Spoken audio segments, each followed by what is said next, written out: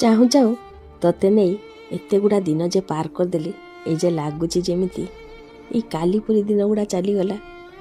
ତତେ ନେଇ କାଟିଥିବା ପ୍ରତିଟି ମୁହୂର୍ତ୍ତ ମୋ ପାଇଁ ଭାରି କଷ୍ଟଦାୟକ ହେଲେ ମଧ୍ୟ ଭାରି ହୃଦୟସ୍ପର୍ଶୀ ଥିଲା।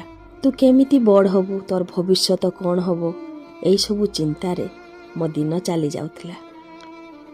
ତତେ ନେଇ ବଞ୍ଚିବା ତ ବହୁତ କଷ୍ଟ ଥିଲା, ତା ସହିତ ନିଜର ଚାରିପାର୍ଶ୍ୱରେ ଥିବା ଲୋକମାନଙ୍କର ଟାହିଟାପରା କଥା ଶୁଣି ମୋ ଅନ୍ତରଟା ପୁରା ଫାଟି ଯାଉଥିଲା। ସେତେବେଳେ ସବୁବେଳେ ଭାବୁଥିଲି ତୁ ଏ ସଂସାରରୁ ଚାଲି ଯାଉନି କାହିଁକି, କିନ୍ତୁ ଏବେ ସେ ସମୟ ପାଲଟି ଯାଇଛି। ଏବେ ତତେ ନ ଦେଖିଲେ ମୋ ଦିନ ଯାଏନି। ଦିନ ସାରାର ହୁଏତ 100 ଥର ମୁଁ ତୋ କଥା ହିଁ ଭାବେ।